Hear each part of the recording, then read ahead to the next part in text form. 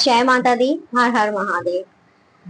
कैसे हैं आप सभी? आशा करती हूँ आप सभी अच्छे होंगे। स्वागत है आपका आपके YouTube चैनल आशिकी को नमन में। मैं हिमलता शर्मा फिर से आपके साथ एक और इन्फॉर्मेटिव वीडियो के साथ। वीडियो को अंत तक जरूर देखिएगा। अगर आप मेरे चैनल पर नए हैं तो चैनल को सब्सक्राइब जरूर कीजिएगा और प्रेस कीजिएगा बेल आइकन को, जिससे कि मेरे आने वाले सभी वीडियो के नोटिफिकेशन आपको मिल सके। आज का ये वीडियो आपके लिए बहुत ही इंपॉर्टेंट होने वाला है, क्योंकि आप सभी को पता है कि आज हम किसके बारे में बात करने वाले हैं। शायद आपने अंदाजा लगा लिया होगा, नहीं लगा पाए तो मैं बता देती हूँ। आज हम बात करेंगे श्री हरि के पवित्र पावन महापुण्यकारी एकादशी के व्रत के बारे में। जी हाँ, आप सभी को पता है कि साल में 24 एकादशी आती है, महीने में 2 एकादशी आती हैं, शुक्ल पक्ष की और कृष्ण पक्ष की।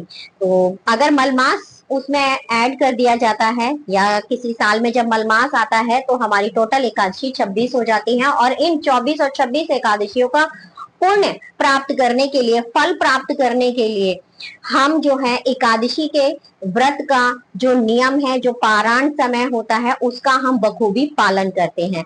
तो ज्येष्ठ मास चल रहा है, आप सभी को पता है कि ज्येष्ठ ज्येष्ठ मतलब सबसे बड़ा, सबसे बड़ा। तो सभी महीनों में सबसे बड़ा ये ज्येष्ठ मास का जो महीना होता है सबसे बड़ा होता है। और इसमें जितने भी व्रत होते हैं या कोई भी त्योहार आता है, किसी भी व्रत को पूरे विधि विधान से अगर किया जाता है, उसका बड़ा ही फल मिलता है। जी हाँ, ज्येष्ठ मास में किया गया पूजा पाठ, दान, स्नान, तप, सब कुछ उसका जो है बहुगुना फल आपको मिलता है, अगर आप करते हैं मन क्रम वचन और सच्ची श्रद्धा भावना से। तो आज हम बात करेंगे अपरा एकादशी व्रत की। अपरा एकादशी अपार सुख समृद्धि और धन धान्य की वृद्धि करने वाला ये अपरा एकादशी का व्रत। कहते हैं कि हमारे हिंदू सनातन धर्म में जो है एकादशी के व्रत को बहुत ही महत्वपूर्ण माना जाता है, बड़ा ही उत्तम और सर्वोत्तम माना जाता है। उत्तम स्थान दिया गया है, सभी व्रतों में इसको सर्वोत्तम कहा गया है। कहते हैं कि जो जातक एकादशी के व्रत को कर लेता है, उसे जो है लाखों करोड़ों गुना फल मिलता है। उसने चाहे कितनी भी नदियों में, पवित्र नदियों में स्नान किया हो, कितना भी दान किया हो, कुछ भी किया हो, लेकिन इस एक व्रत में इतनी शक्ति है कि आप जो है अगर इस एक व्रत को कर लेते हैं और श्री हरि की शरण में चले जाते हैं, पूजा पाठ कर लेते हैं, तो आपको सभी किए हुए पुण्यों का फल आपको इस एक व्रत के करने से मिलता है। तो भगवान विष्णु और माता लक्ष्मी को समर्पित होता है, क्योंकि भगवान विष्णु के साथ माता लक्ष्मी का नाम मैंने इसलिए लिया, आप सभी को पता है कि जब जब हम माँ की पूजा करते हैं तो पिता की भी पूजा हम करते हैं, पिता के साथ माता की भी पूजा की जाती है। अगर आप पिता की कृपा चाहते हैं तो माँ को भी खुश रखना पड़ेगा, माँ की खुशी, माँ को खुश करना चाहते हैं तो पिता को भी खुश रखना पड़ेगा। तो इसीलिए श्री हरि को समर्पित, माता लक्ष्मी को समर्पित होता है हमारा एकादशी का व्रत। पूर्णतः श्री हरि को समर्पित होता है, लेकिन अगर आप श्री हरि की पूजा अर्चना कर रहे हैं तो माता लक्ष्मी की पूजा अर्चना करना भी इस दिन अनिवार्य होता है। यह व्रत जो है एक कृष्ण पक्ष और शुक्ल पक्ष में पड़ता है। तो इस बार यह व्रत कब है? अपरा एकादशी का व्रत जो है कब है? 23 मई को है या फिर 24 मई को है। इस दिन क्या कोई भद्रा का साया है? सुनने में आ रहा है कि इस दिन भद्रा है, तो उसके बारे में भी मैं बताऊंगी। और इस दिन आपको एक ऐसे फल का सेवन करना है जो आपको जो है सभी व्रतों के उत्तम फल का फल देगा। आपने जितनी भी एकादशियां की है ना, उनका भी फल जो है आपको इस एकादशी के दिन मिलने वाला है, सिर्फ एक फल का सेवन करने से। जी हाँ, वो फल कौन सा है? दूसरा, अगर भद्रा का साया है तो किस दिन आप व्रत करें, ठीक है, साया है भी या नहीं, और पारायण आपको किस समय करना है, पूजा पाठ कैसे आपको करना है, किस समय आपको पारायण करना है, तुलसी पूजा का विशेष महत्व होता है। तो ये टोटल ओवरऑल जानकारी मैं आज आपको वीडियो के माध्यम से देने वाली हूँ। तो वीडियो को अंत तक जरूर देखिएगा, स्किप करके मत देखिएगा। ओम नमो नारायण। इस वर्ष जो है आप सभी को पता है कि हमारी निर्जला एकादशी भी आने वाली है। तो निर्जला एकादशी के आने से पहले हमारी अपरा एकादशी है। अपरा एकादशी अपने नाम से ही प्रतीत हो रहा है कि अपार धन संपत्ति, यश, ऐश्वर्य, आपकी कीर्ति को अपार करने वाली, मतलब दुगना, चौगुना, 10 गुना, 1000 गुना बढ़ाने वाली। तो यह व्रत जो है हमारे श्री हरि को समर्पित है और इस व्रत को जो है करना 23 मई को यह व्रत किया जाएगा और इसका पारायण जो है 24 मई को होने वाला है। पारायण का समय भी मैं बताऊंगी। और आपको ये संशय बना हुआ है कि क्या इस दिन भद्रा है? जी नहीं, पंचांग की गणना के हिसाब से मैं बताती हूँ आपको कि किस समय से हमारी जो है एकादशी का प्रारंभ हो रहा है और कब इसका समापन होगा और भद्रा कब लग रही है। तो सबसे पहले मैं आपको अपरा एकादशी का स्टार्टिंग समय बता देती हूँ। देखिएगा, अपरा एकादशी ज्येष्ठ मास की कृष्ण पक्ष को 23 मई को प्रारंभ होगी। 23 मई को देर रात्रि, हम सुबह का भी समय लगा सकते हैं, देर रात्रि 1:11 से शुरू होगी और इसका समापन उसी दिन होगा 23 मई को रात्रि 10:29 पर। रात्रि 10:29 पर। तो भद्रा तो है ही नहीं, लेकिन फिर भी सुनने में आ रहा है कि क्या कोई भद्रा का साया है? जी नहीं, भद्रा का भी मैं समय बता देती हूँ। तो देखिएगा, भद्रा का जो समय है वो 22 मई को दोपहर से शुरू होगा। 22 मई को दोपहर 2:21 से शुरू होगा और 23 मई को देर रात्रि, प्रातः काल भी कह सकते हैं, देर रात्रि भी कह सकते हैं, 1:12 तक रहेगी। मतलब जब हमारी एकादशी तिथि शुरू होगी, उसका जब प्रारंभ समय होगा तब तक हमारी भद्रा समाप्त हो चुकी होगी और उसके बाद हमारी एकादशी तिथि जो है 23 मई को शुरू हो जाएगी। तो भद्रा का साया नहीं है। आप निसंकोच होकर के एकादशी का व्रत जो है आप 23 मई 2025 को करेंगे। दिन शुक्रवार, तो शुक्रवार का दिन है, तो विशेषकर माता लक्ष्मी को समर्पित होता है हमारा ये शुक्रवार का दिन। जो लोग वैभव लक्ष्मी की पूजा अर्चना करते हैं उन्हें पता ही होगा कि यह दिन जो है माता लक्ष्मी और माता संतोषी को समर्पित होता है। तो माता लक्ष्मी की भी विशेष रूप से आप पूजा अर्चना कीजिए और श्री हरि और माता लक्ष्मी की आपके ऊपर कृपा बनी रहेगी। अब बात कर लेते हैं कि पारायण कब करना है। आप सभी को पता है कि पारायण करना बहुत ही आवश्यक होता है एकादशी के व्रत में और नियम के अनुसार पारायण करना बहुत महत्वपूर्ण होता है। हरिवासर के समय हमें पारायण नहीं करना चाहिए एकादशी व्रत का, आप सभी को पता है। और इसके रिगार्ड मेरे चैनल पर जो है एक वीडियो पर्सनली अपलोड की हुई है मैंने कि हरिवासर क्या होता है, हरिवासर के समय हमें व्रत का पारायण क्यों नहीं करना चाहिए। केवल और केवल एकादशी के व्रत का जो व्रत पारायण का जो समय है उसे हमें निर्धारित समय के अनुसार ही करना चाहिए। ये हो गया। अब पारायण का समय मैं आपको बताती हूँ। 24 मई 2025 को पारायण का समय आपका शुरू होता है सुबह 5:26 से। सुबह 5:26 से और 8:11 तक आप जो है पारायण कर सकते हैं अपनी अपरा एकादशी के व्रत का। और हमेशा ध्यान रखना है आपको कि द्वादशी तिथि समाप्त होने से पहले आपको जो है अन्न का सेवन करके स्पेशली आपको अक्षत खा करके अपने व्रत का पारायण करना है। तो व्रत का पारायण कैसे किया जाता है वो भी मैं आपको बताऊंगी।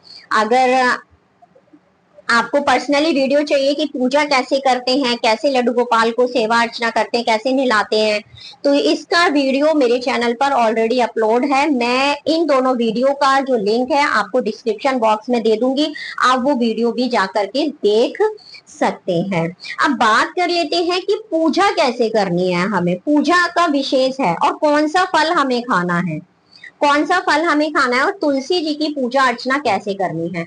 तो ध्यान रखिएगा, पूजन सामग्री मैं हमेशा बताती हूँ आपको, पूजन सामग्री आपको एकादशी के व्रत की एक दिन पहले ही एकत्र कर लेनी है। ऐसा मैं इसलिए कह रही हूँ क्योंकि तुलसी दल को एकादशी और द्वादशी के दिन तोड़ना वर्जित बताया गया है। तो तुलसी माता को जो है एकादशी और द्वादशी के दिन स्पर्श करना, उन्हें हिलाना या उनको किसी भी प्रकार का टच करना, उनको क्षति पहुंचाना बहुत ही अशुभ फलदायी होता है। आप पूजा अर्चना कर सकते हैं, धूप दीप दान कर सकते हैं, लेकिन एकादशी के दिन आप तुलसी में जल अर्पित नहीं करेंगे। कच्चा दूध बहुत ही कम मात्रा में 1 चम्मच के आसपास आप कच्चा दूध जो है माता तुलसी को अर्पित कर सकते हैं। क्यों? क्योंकि इस दिन भी माता तुलसी जो है श्री हरि के लिए निर्जला उपवास रखती है। हमेशा हर एकादशी को वो निर्जला उपवास रखती है, तो इसीलिए आप उसमें उनमें जल नहीं देंगे, उनके पत जो दल हैं वो भी नहीं तोड़ेंगे, ना एकादशी को ना द्वादशी को। द्वादशी को आप जल दे सकते हैं, इस चीज का आपको विशेषकर ध्यान रखना है।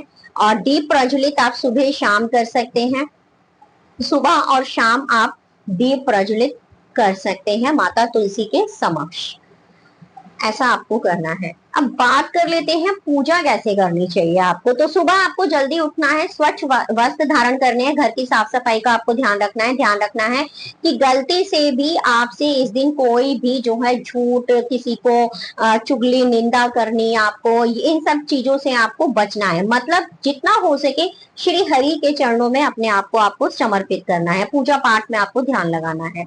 जल्दी उठना है, आपको स्वच्छ वस्त्र धारण करने हैं, हो सके तो आप इस दिन जो है पीले रंग के वस्त्र धारण कीजिएगा और अपने श्री हरि को भी पीले रंग के वस्त्र ही पहनाइएगा। पीला रंग जो है श्री हरि को अत्यंत प्रिय है। ऐसे ही साफ सफाई का विशेषकर आपको ध्यान रखना है, शुद्धता का आपको ध्यान रखना है। पूजन सामग्री आपको एकत्र करनी है। पूजन सामग्री एकत्र एक दिन पहले कर लेनी है। अक्षत का इस्तेमाल पूजन सामग्री में नहीं किया जाता। मैं हमेशा कहती हूँ अक्षत की जगह आप श्री हरि को जो है सफेद जो तिल होते हैं आप उनका इस्तेमाल करेंगे। पूजा सामग्री आप सभी को पता है, पंचामृत हो गया, केले कदली फल हो गया आपका, धूप दीप हो गया आपका, 1 लोटा जल हो गया, और भगवान श्री हरि को पुष्प अर्पित करने हैं। पीले रंग के पुष्प अर्पित करिए, नैवेद्य अर्पित कीजिएगा। मिठाई हो गई आपकी, ये सारी पूजन सामग्री अपने सामर्थ्य के हिसाब से एकत्र कीजिएगा। ध्यान रखिएगा तुलसी दल पूजन सामग्री में आपका अनिवार्य है, वो जरूर होना चाहिए आपका। ठीक है, आप चौकी भी लगा सकते हैं, पर्सनली चौकी भी लगा सकते हैं। चौकी पर आपको जो है ध्यान रखना है, पूर्व दिशा की तरफ आप चौकी लगाएंगे, उसके ऊपर पीले रंग का कपड़ा बिछाएंगे, शुद्ध गंगा जल के छींटे देकर के उस स्थान को साफ कर लेंगे। चौकी पर माता लक्ष्मी, भगवान विष्णु की प्रतिमा को स्थापित करेंगे। स्थापित करने के बाद से आप पूजा अर्चना जैसे आप निरंतर करते हैं वैसे ही आप करेंगे। पूजन सामग्री, इसके बाद मंदिर के सामने बैठेंगे, गंगा जल से शुद्ध जल के छींटे देंगे आप, स्नान का भाव कराएंगे आप। ठीक है, पंचामृत स्नान करा सकते हैं, अगर आप आपके लड्डू गोपाल हैं तो पंचामृत और शुद्ध गंगा जल से उनको स्नान करा करके उनका सुंदर सा श्रृंगार करके आप उन्हें वस्त्र पहनाइएगा पीले रंग के। और विष्णु जी की अगर प्रतिमा है तो उनको गंगा जल के छींटे दे करके उनको स्नान का भाव करा के, माता लक्ष्मी की प्रतिमा को शुद्ध गंगा जल के छींटे देके स्नान भाव करा करके उनको जो है वस्त्र रूपी कलावा पहनाएंगे माता लक्ष्मी को, और विष्णु भगवान को आप जनेऊ अर्पित करेंगे और वस्त्र रूपी कलावा या पीले रंग का कोई अगर कोई वस्त्र आपके पास है तो आप वो भी उन्हें प्रतिमा को पहना सकते हैं। फिर उसके बाद आपको क्या करना है, धूप दीप जलाएंगे आप। धूप दीप जलाने के बाद फिर एक बार शुद्धिकरण करेंगे। शुद्धिकरण करना बहुत ही अनिवार्य होता है। शुद्धिकरण, 1 लोटे में आप स्पेशल अलग से जल लेकर के रखेंगे। 1 लोटे में जल वो जो आप सूर्य नारायण को पूजा के बाद समाप्ति के बाद आपको देना है। 1 लोटे में आपको जल लेकर के रखना है जिससे शुद्धिकरण करेंगे और आप आचमन करेंगे। शुद्धिकरण किया, शुद्धिकरण के बाद से आप 3 बार आचमन करेंगे। शुद्धिकरण और आचमन की प्रक्रिया पूजा में बहुत ही स्पेशल होती है। तो 3 बार आचमन करेंगे। 3 बार आचमन करने के बाद चौथी बार आप अपना हाथ धोएंगे। हाथ धोने के बाद से आपने जब धूप दीप कर लिया, इसके बाद आपको आचमन करना है। फिर उसके बाद बारी आती है संकल्प की।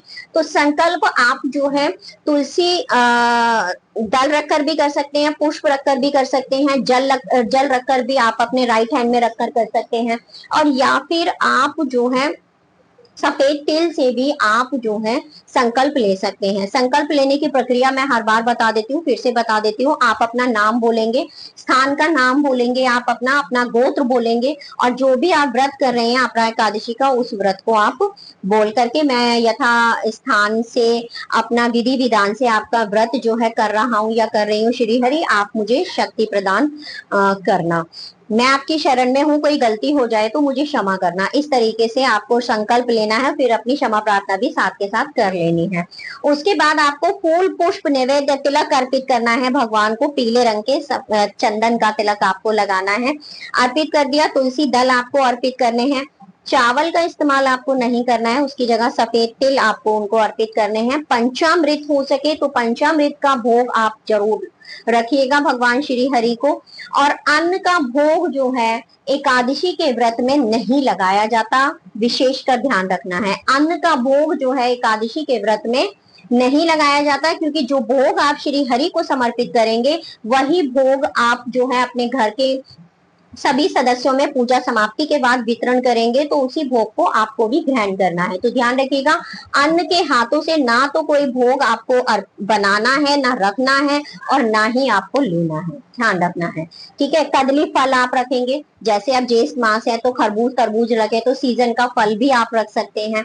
तो जो भी रखेंगे ध्यान रखना है अन्न नहीं होना चाहिए उसमें, और अन्न का स्पर्श भी नहीं होना चाहिए, क्योंकि एकादशी के अंदर जो है, एकादशी के दिन जो है अन्न के अंदर जितने भी पाप होते हैं ना, समस्त संसार में जितने भी पाप होते हैं वो इस दिन जो है अन्न में समा जाते हैं, स्पेशली चावल के अंदर। तो इसीलिए चावल जो है 10वीं तिथि से लेकर और एकादशी तिथि के समाप्ति तक चावल जो है स्पर्श करना भी, खाना तो बहुत बड़ी बात, स्पर्श करना भी वर्जित बताया गया है। व्रतधारी के लिए भी और व्रतधारी के घर में भी नहीं खाने चाहिए। जो व्रत करते हैं उन्हें भी एकादशी के दिन जो है चावल का सेवन नहीं करना चाहिए। उसके बाद आपको क्या करना है, कथा पढ़नी है। ओम नमो भगवते वासुदेवाय नमः मंत्र का जाप आपको जो है 108 बार करना है। कम से कम एक माला जाप आपको जो है ओम नमो भगवते वासुदेवाय नमः का मंत्र का आपको जाप करना है। ठीक है। विष्णु सहस्त्र का भी आप जाप कर सकते हैं। उसके बाद देखिएगा आपको जो है अंत में क्या करना है, आरती करनी है। माता लक्ष्मी और भगवान विष्णु की आपको आरती करनी है। भगवान विष्णु की आरती में आप घंटा ध्वनि बजा सकते हैं। माता लक्ष्मी की जब आप आरती करेंगे तो माता लक्ष्मी की आरती में आप घंटी नहीं बजाएंगे। आप सभी को पता है कि माता लक्ष्मी जो है शांति प्रिय है, उनको शांति पसंद है, तो उनकी आरती में जो है ना ही ताली बजाई जाती है और ना ही घंटी बजाई जाती है। तो विष्णु श्री हरि की आरती में आप घंटी बजाएंगे, माता लक्ष्मी की आरती में आपको घंटी नहीं बजानी है। फिर उसके बाद माता लक्ष्मी श्री हरि को आपको प्रणाम करना है। प्रणाम करके धूप दीप दान को उनको करना है। फिर उसके बाद प्रणाम करना है, क्षमा प्रार्थना करनी है आपको, क्षमा प्रार्थना करनी है। क्षमा प्रार्थना करने के बाद जितने भी देवी देवता वहां पर मौजूद हैं उनको भी आपको क्षमा प्रार्थना करनी है। क्षमा प्रार्थना करने के बाद कहना है कि हे श्री हरि, अगर आपकी पूजा अर्चना में मुझसे कोई जाने अनजाने में कोई भूल हो गई हो तो मैं अज्ञानी हूँ, अनजान हूँ, मुझे क्षमा करना, मेरे इसी भाव को आप स्वीकार करना। इस तरह प्रार्थना करने के बाद अब आपको क्या करना है कि शाम के समय भी आपको श्री हरि की पूजा अर्चना करनी है, और जो फलाहार आप अपने लिए बना रहे हैं वही उसी फलाहार का भोजन आपको श्री हरि को भी देना है। अन्न का तो नहीं करेंगे, तो आपको फलाहार का भोजन श्री हरि को, जो फलाहार का भोजन आप श्री हरि को देंगे वही आपको भी ग्रहण करना है। और अगले दिन द्वादशी के दिन भी सेम प्रोसेस पूजा का रहने वाला है आपका। द्वादशी के दिन श्री हरि लड्डू गोपाल को आपको पंचामृत या जलाभिषेक जैसे आप करते हैं वैसे आप करेंगे, और किसी नीडेड पर्सन को, सुपात्र को आपको दान दे करके, चावल गुड़ का दान दे करके, और उसके अंदर अक्षत टूटे हुए नहीं होने चाहिए। जब आप चावल का दान देते हैं तो अक्षत आपके टूटे हुए नहीं होने चाहिए, इस चीज का आपको ध्यान रखना है। और तुलसी दल और दक्षिणा में आपको कुछ ना कुछ अवश्य रखना है। दक्षिणा से हमारी जो कमियां होती हैं, कहते हैं कि दक्षिणा दान करने से वो कमियां हमारी पूरी हो जाती हैं, तो इसलिए दक्षिणा का दान देना बहुत ही अनिवार्य होता है। दान हमेशा सुपात्र को दीजिएगा। ठीक है। किसी शराबी कबाबी को आपको दान नहीं देना है, राह चलती किसी को दान नहीं देना है, क्योंकि ना जाने आपके द्वारा दिए गई दक्षिणा को वो किस रूप में प्रयोग करे। ठीक है। तो आपका व्रत का फल भी खंडित हो सकता है, इसीलिए आप कोशिश कीजिएगा कि आप अपने जान पहचान वाले या किसी ऐसे सुपात्र को, जैसे पंडित पुरोहित हो गए, आप उन्हें दान दें, या फिर अपने मान पक्ष में आप दान दें। तो इसीलिए स्पेशली बताया जाता है कि दान हमेशा सुपात्र को ही दिया जाना चाहिए। अब बात कर लेते हैं कि इस दिन और क्या दान कर सकते हैं। आप अपने सामर्थ्य के अनुसार पंखा दान दे सकते हैं, घड़ा दान दे सकते हैं, आप मीठा जल भर करके, ठीक है, चीनी की मात्रा कम रखिएगा, बहुत कम, 2-4 दाने चीनी आप स्पेशल उन्हें अलग से दे सकते हैं। आप जो है अम्ब्रेला दान दे सकते हैं, चप्पल दान दे सकते हैं, मतलब कोई भी ठंडक प्रदान करने वाली चीजें आप दान दे सकते हैं। फिर उसके बाद आप अपना व्रत का पारायण जो है भगवान श्री हरि को, जो आपने बनाया है, खीर बनाई है चावल की, तो वो खीर, तुलसी दल रख करके और अक्षत का एक दाना रख करके आपको अपने व्रत का पारायण करना है। दान देने के बाद आपको अपना व्रत का पारायण करना है। पारायण का जो समय है, जो नियम है, उसी हिसाब से आपको व्रत का पारण करना है। अब बात आती है कि इस दिन आपको ऐसा कौन सा फल खाना है। तो देखिएगा, कदली फल जो है श्री हरि की पूजा में बहुत ही महत्व रखता है। केले का फल, केला जिसे बोलते हैं, ठीक है, केला एक ऐसा फल है जिसमें कभी कीड़े नहीं लगते हैं, खराब हो जाता है वो, लेकिन आपने कभी भी नोटिस किया होगा, केला एक ऐसा फल है जिसमें कभी कीड़ा नहीं लगता है, क्योंकि उसको, उस फल को भगवान श्री हरि का वरदान प्राप्त है।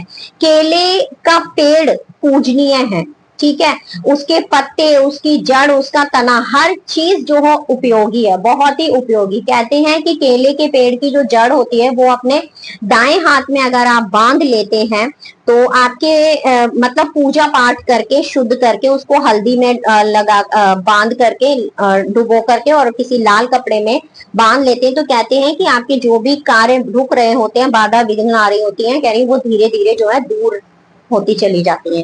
लेकिन इसका एक प्रोसेस होता है, अगर आप चाहेंगे तो मैं इस पर एक वीडियो बना दूंगी।